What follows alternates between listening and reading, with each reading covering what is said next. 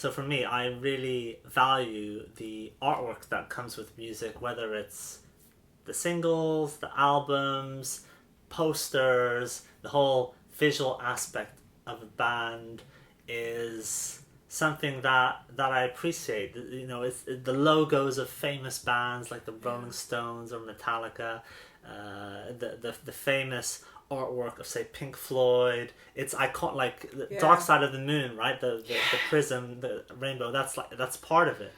And so my aspiration for my music is to have that kind of artwork as a way to just enhance the whole experience. There's also the marketing point of view where I think it's just good to have this the individual imagery that is attached to music. I find it disappointing when this big famous artist like Ed Sheeran, they release an album, 20 songs, and all of the songs have the same artwork. It's a shame to me, because I think, well, not that I don't care about Ed Sheeran, but it seems like a missed opportunity when you have so much resources.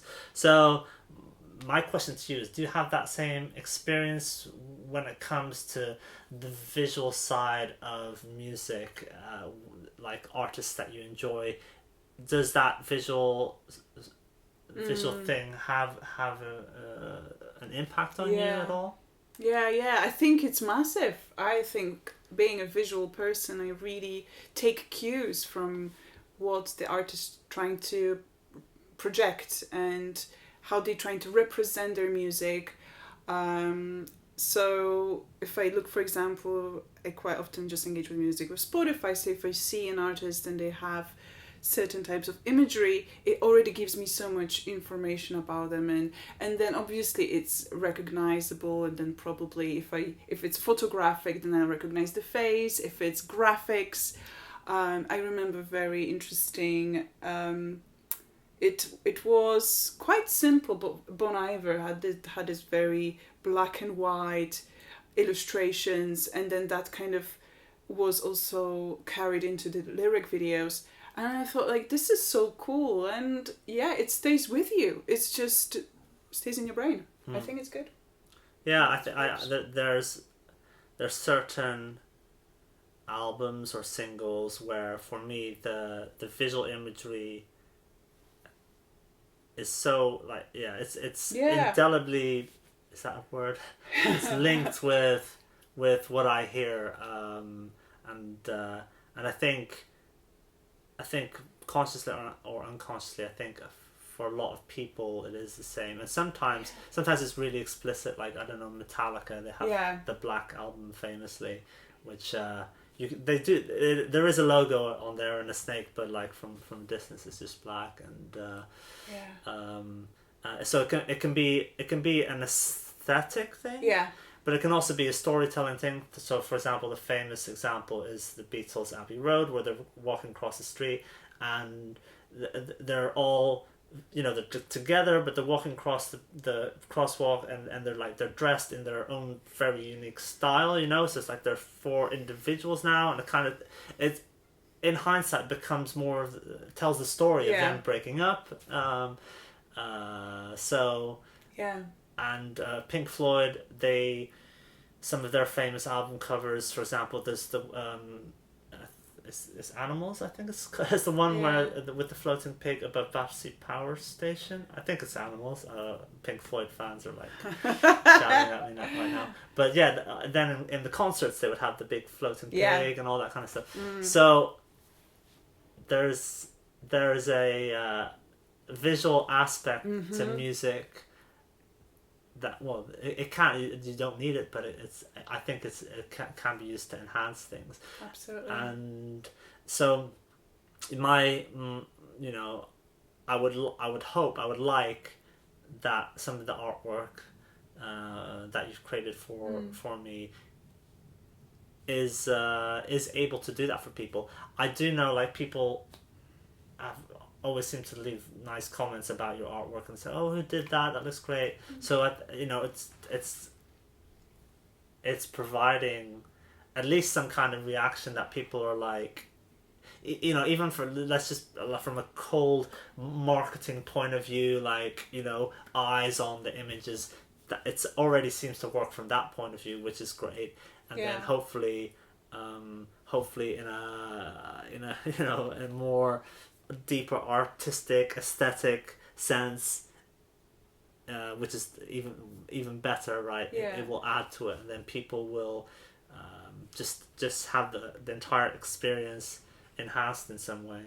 Absolutely. Yeah, I think it's also kind of, when you listen to the music, you can start visualizing. So, for example, if you have a character in an illustration, you can think about, you know, their story, and maybe that's something that you see in the character, in the image, that relates to you as well. So it can work on so many different levels, and I think, you know, we all, I don't know, I think I don't know, I'm young, older millennial, so I'm kind of the child of MTV as well. So I don't think we would have that if that collaboration between video or image or music wouldn't work. I think that's the yeah. Yeah, I think maybe the challenge, because I don't know what it's like now, but I know for sure that in the 60s, the 70s, and the 80s, a lot of the artwork was done by high profile artists, and these big artists and big bands, they'd proudly say, okay, that this cover was done by XYZ person. Sure. And I don't know to what extent that still is the case or not. Occasionally I've seen people mention, oh, this album was done by, I remember the Red Hot Chili Peppers. Who's the person that put a shark in a tank? Oh, Tom Hurst.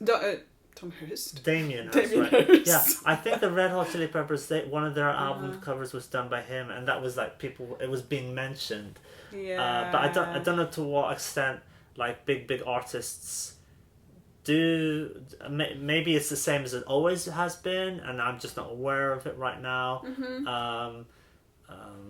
But yeah, I wonder. I don't know. Sometimes if the transition to the digital age, back in the day, if you bought a record and it was this big, then you wanted a nice big piece of artwork and a book that you opened up, and they'd have posters inside and everything. And nowadays, that's not the case, because we're looking at it on our phone. So I don't know if that has an impact. I wonder if short form video might in a way be a way for visual art to like make a comeback in a way, because on Spotify, for example, they've got the little canvas, which is the 7-second little thing, and you've done you did a lyric video for me, and I 2 lyric videos, and I took some of the clips from those to put on the Spotify canvas. So maybe those are some opportunities to bring back a bit more of the visual side of things. Definitely, yeah. That, and also let's not forget about like performances when we have AV massive projectors or massive stage, and that it's almost like theatrical performance when you have amazing visuals. Sometimes, you know, you have festivals, or it's a great opportunity to bring also that identity and the branding and whatever the style or kind of visuals as an artist, as a musical artist, you want to project into that area. So yeah, it's not just kind of 2D in the screen, it can also be 3-dimensional. So yeah, I think, what was the question? The question was, it was kind of maybe an observation, whether there's new avenues opening up. It's not that, obviously we've had YouTube for ages, and it's not that there weren't the opportunities are there for visual side of music to have a platform or a place, but I'm just thinking when it comes to like particularly with Spotify and other streaming platforms where they're incorporating some video, and they're just I think maybe they are placing some more importance on the visual side of things. Right. And Yes. but I do think it's a conscious thing that they're doing, because like one of the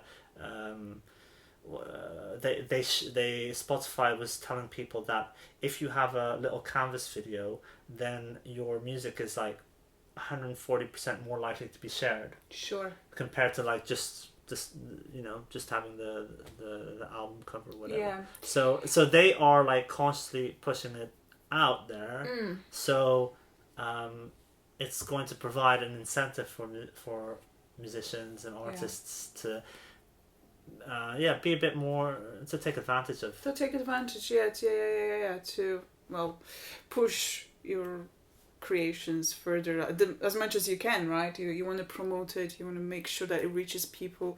So if it's, and I think it's another way to kind of have fun as well with it. I think, you create your music, you spend so much time with it, and now you can share it and find another language for it. So I think it's also exciting journey to come up with it, and especially as an independent artist, you have full control over it. So it's not like you have to answer to some, obviously there are some things like you don't have a smoking person or like some obviously upsetting things, obviously, I mean, but it's a fun thing it's a fun project.